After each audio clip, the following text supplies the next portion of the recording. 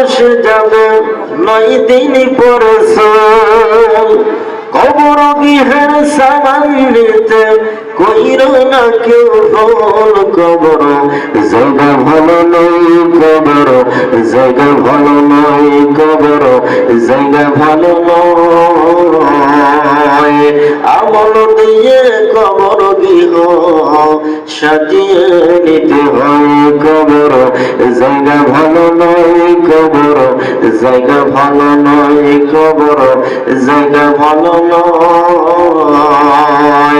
আমল দিয়ে কবর গৃহ সাজিয়ে নিতে হয়। কথা বলেন ঠিক কিনা? প্রাণ প্রিয় সুগুনহাটবাসী,